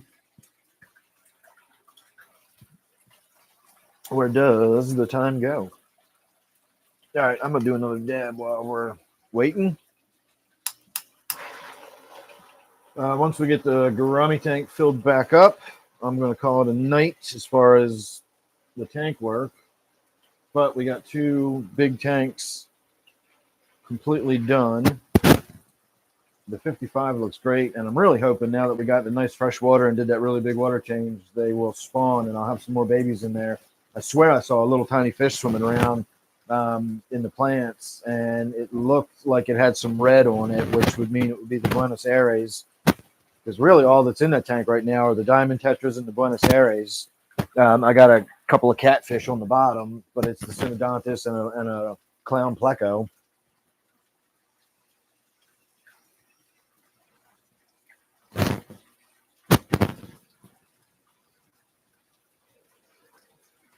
At the rate I'm going, I could just let the population build up and just have a tank full of schooling fish.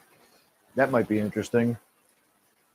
20, 25 tetras or 25 diamond tetras and 25 of the Buenos Aires. That'd be pretty cool.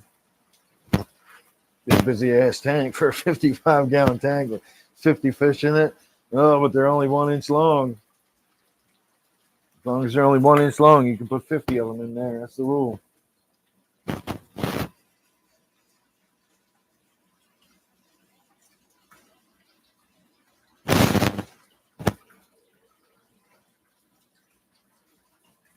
So both those dabs turned out to be really small dabs, but I don't know why.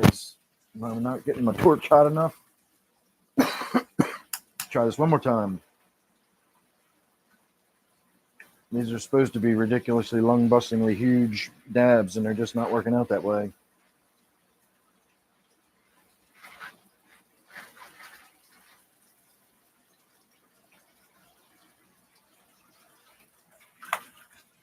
This one's better to do it.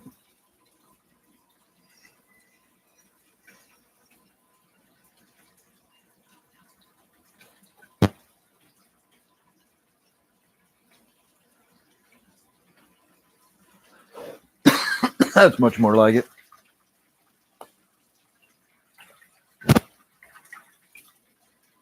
All right, we got about 3 inches of water left to go in the Rami tank.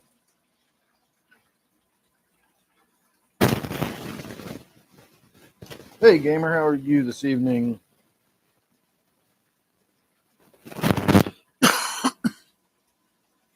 $20 angels in a 125. I think you could easily do that. I don't see why that would be a big deal.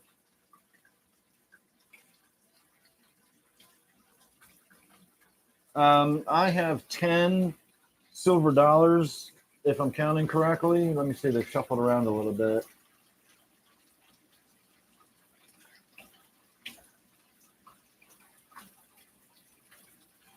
I'm getting 9 this time. Yeah, I'm getting 9. I counted twice and came up with 9, and once came up with 10. Oh, they moved again. Let me see if that little one disappeared. Nope, it's still 9. So if I doubled the amount of silver dollars I had in that tank, but didn't have anything else, I don't think that tank would be overstocked at all. Because remember, I've got that really big pleco in there. I've got a shark. I've got the big tilapia. I've got a small pleco. I've got a jewel cichlid. I have all those minnows. I've got that new pearl cichlid. And an angelfish in there with all those with 9 silver dollars. And 3 or 4 of those silver dollars are big ass silver dollars. They make my angelfish look small. So I think you could get away with it.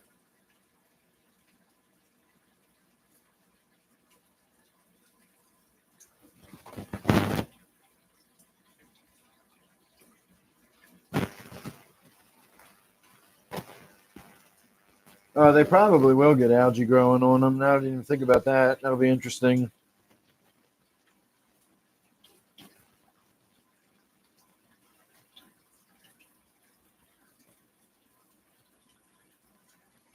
Same amount of panda cories. I don't know if I do 20 panda cories and 20 angelfish, but if you did 15 of each, that'd probably be okay. I don't know. You'd probably be okay with that. It's not like they'd get in each other's way.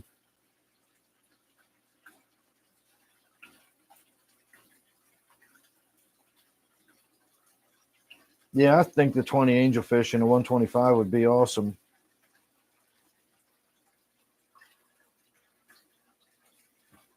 All right, we are almost there. So let me get you set up on the other side of the rope here. So when I take it out of the room, I don't have to move you again. And here's another one of my kayaks that's sitting in here. Hasn't been used in a little while. You can see it's got some duckweed in there. But I'm going to put you here. You can see my Betta fish in action. He's in there somewhere. Actually, it looks like you can see some dark blue through the leaves right here. I think that's him. It is him. I can see him in the back of the tank. So we'll call him forward. Let him know some food's coming. And quickly, because I got about an inch of water left to go before we're done.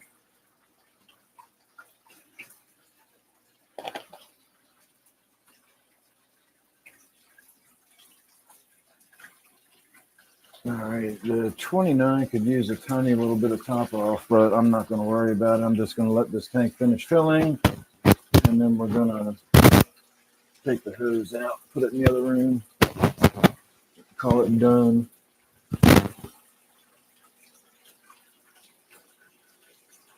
All of the duckweed's gone out of this tank. All of my water sprite's gone out of this tank. It's because of when I changed my filtration and everything. It doesn't. I used to have the spray bar, and the water level never got so low that the spray bar was above the water line, like splashing. But with the hang on the back in here, the water level regularly gets low enough that it creates sort of a waterfall effect, and it dumps all that duckweed goes down into the water and winds up getting stuck to the filter intake. And slowly but surely, I've just removed all of the duckweed out of that tank. And of course, duckweed doesn't like the vigorous surface action and everything of the waterfall, and that's not conducive to duckweed. It likes more calm water. But if I want the edge of the hang on the back filter to be in the water and not create a waterfall, I've got to fill that tank up so high. I'll show you in a second here.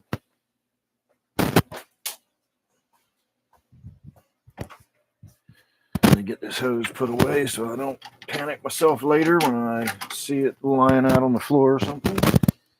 All right, I'm going to put that away.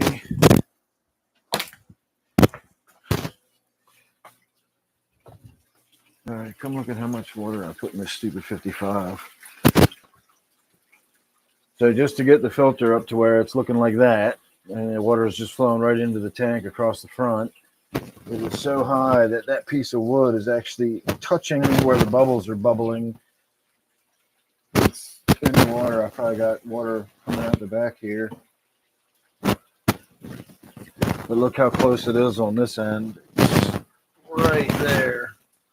So again, it does not take long for the water level to go down just a little tiny bit, and then suddenly that tank is no longer, the water's no longer flowing out of the filter, rather it's falling like a waterfall.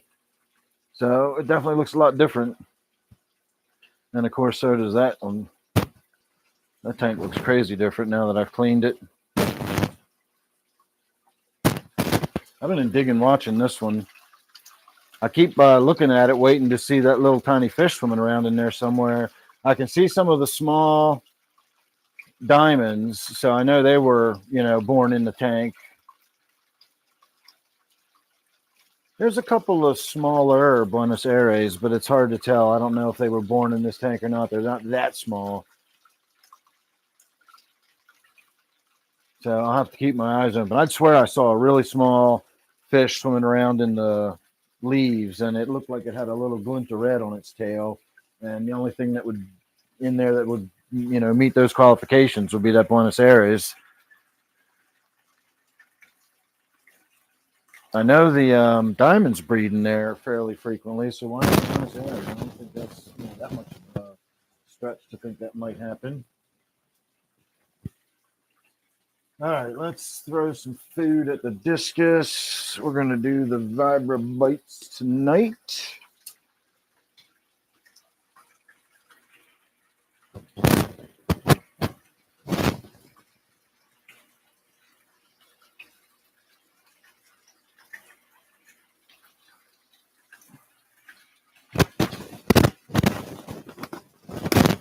All right, so enjoy that for a little bit. I'm going to get caught up on some smoke here. In fact, I think I am actually going to have some smoke. Remember, we got my Poochie Love here tonight, so I'm going to bust out the actual bong. Oh, it smells so good when you first open it.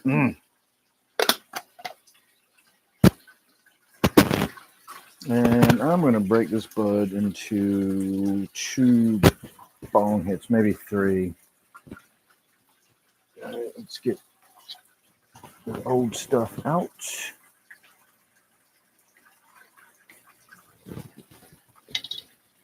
Put the new stuff in.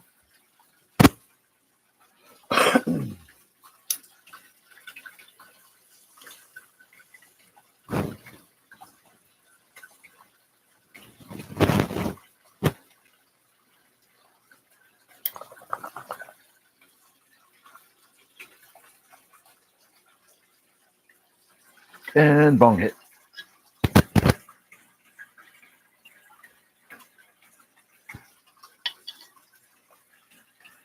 All right, we'll do 3 little birds here, 3 little bong hits.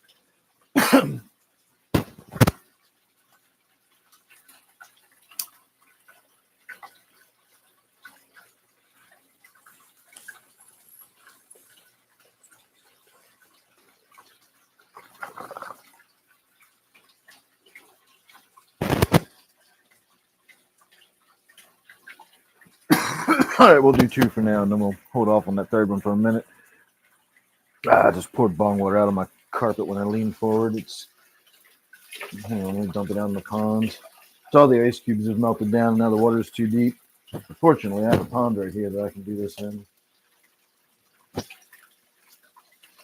All right, that's better.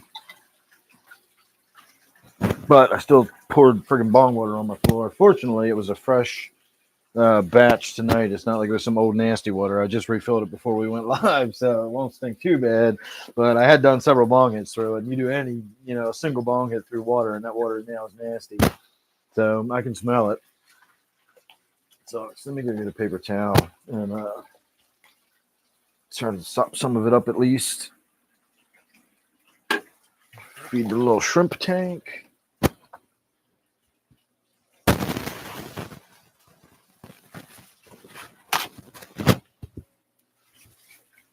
All right, remember, dab, don't wipe.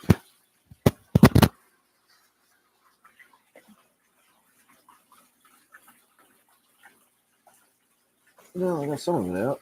So I guess it's better than leaving it all there to dry up and soak in. Oh, pew.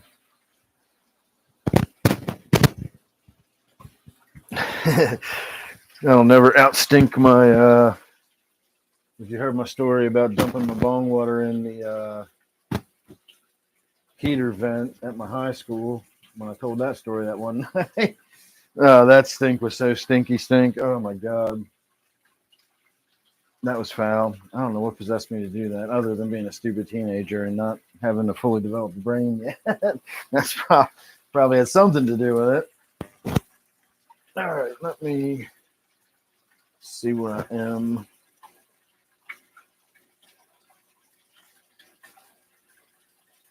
Let's see. I'm up here somewhere.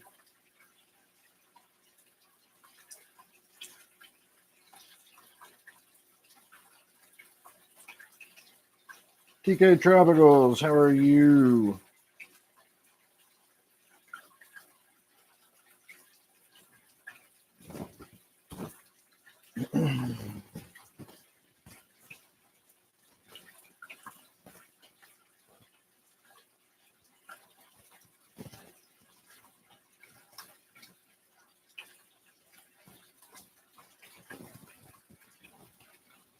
All right, just getting caught up.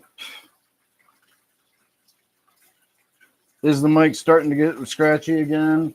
It depends on what I'm doing. I think I figured out what the problem is. I'll have a new mic by the time I go live again.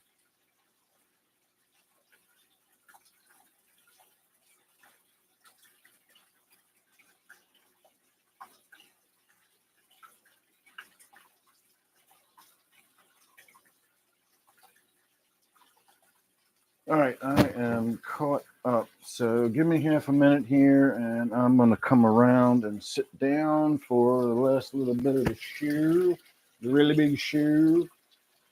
I've talked to Zini a few times. Well, texted, you know, that's considered talking these days.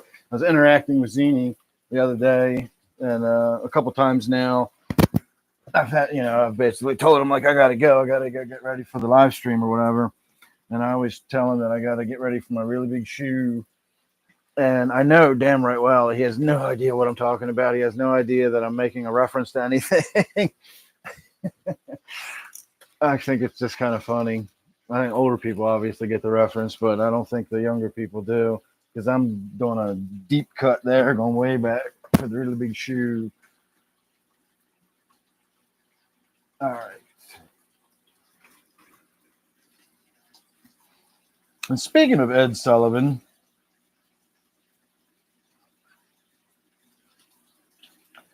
I was looking into Ed Sullivan the other day after I was kind of laughing about that to myself. And have you ever looked at Ed Sullivan lately? I mean, the idea of who used to be like television personalities compared to what we now think of as television personalities, not to put too fine a point on it, we usually have like attractive people or presenters nowadays, whether they're male, female, doesn't matter. We tend to get people that are attractive, even if they're older. We still want them to look handsome, or at least, you know, mature or something. You know, you look at Ed Sullivan and it's like somebody put Lurch in a fucking suit. He looks all surly and mean, and like even when he smiles, he looks like he should be like in the cellar, like smiling over a dead body or something. He's like this creepy ass looking motherfucker. His shoulders are all hunched up, his head's down, his fucking hair's all slicked back. And he was the most popular TV presenter. He's like legendary TV presenter, and he looks terrifying. I just had such a so.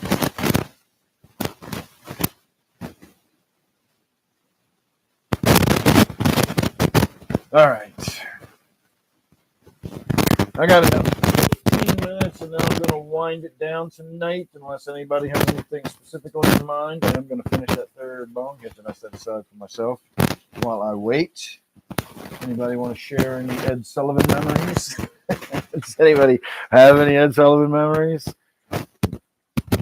I sure don't. I have Johnny Carson memories as a kid, but not Jack Parr. I don't remember Jack Parr. I know who Jack Parr is. I know the whole story and everything. I just don't remember him. I remember Johnny Carson, though.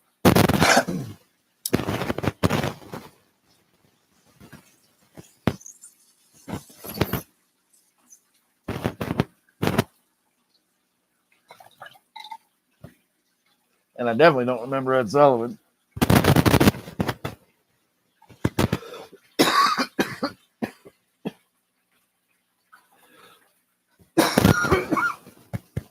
I say again. What kind of plastic do you make those 3D printed boats out of? I'm assuming it's some kind of polyethylene or something. And if that's the case, it should be pretty much permanent in water. I wouldn't think that would, you know, break down or anything over time.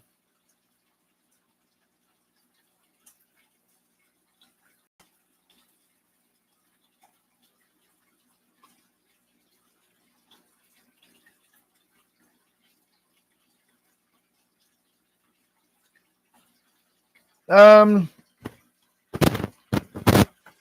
don't know what the live chick situation is now, but I know a couple of weeks ago when I was in my post office, they had chicks in. They were all, you know, had their whole load.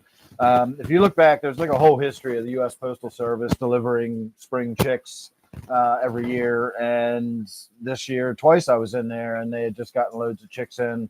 You practically had to shout at the person over the counter because all the peep, peep, peep, cheep, cheep, cheep, so freaking loud. I always feel bad because, you know, them poor little bastards are all crammed in little tiny boxes and shipped. I think they have to be shipped within 3 days of hatching before they actually need food. And so as long as you get them when they're freshly hatched and you put them in the boxes and ship them, you can get them where they need to go before they really need to eat or something. I don't know all the details of it, but I know it's like a big mad rush in the springtime when all the postal service sends out all the spring chicks to everybody.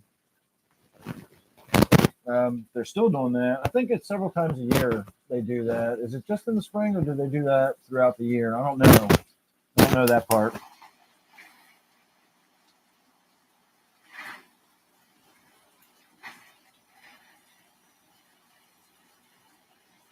All right, we're going to do a dab this time.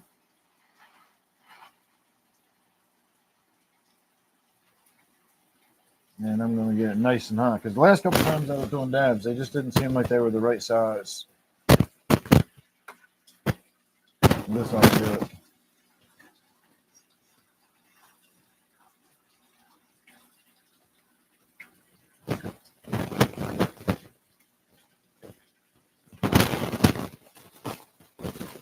Still not huge, but that's all right. I'd rather be a little on the small side than choking my lungs out. I'm starting to get sore from smoking on the damn bong hits too.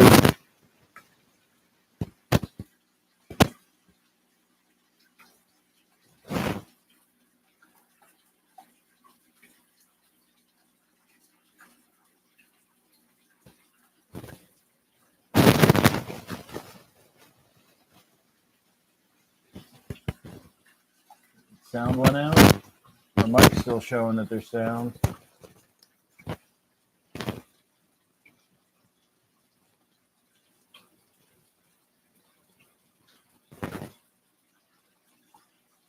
All right, do I still have sound? Am I back? Can you hear me? Again, my receiver's showing sound.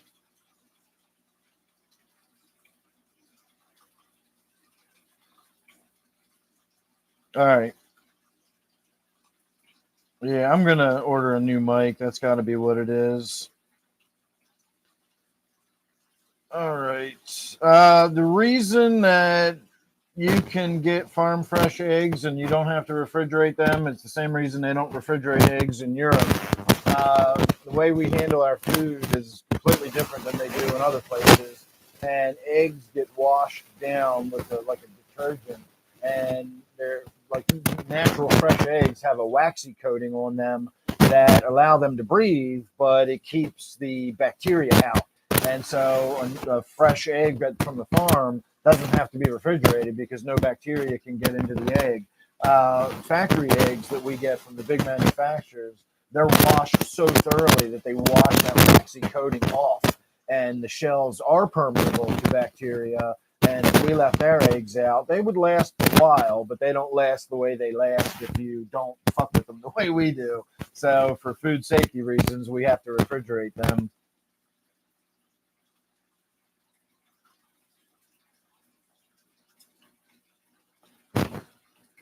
Yeah, I'm going to go ahead and wrap it up. I don't see anybody having any conversation of interest or whatever. And if we're having issues with the sounds,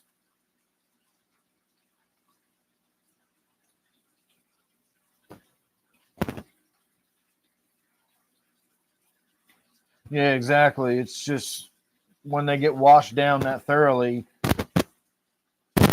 you remove all the natural things that are on there, and then it becomes susceptible to rot and whatnot.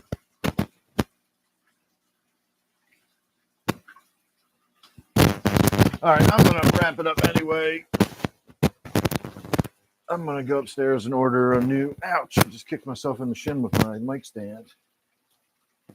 I'm going to order a new microphone. See, if you look at the way the connection is, it just doesn't seem right. And I think there's a broken wire right in there. So we'll just order a new mic.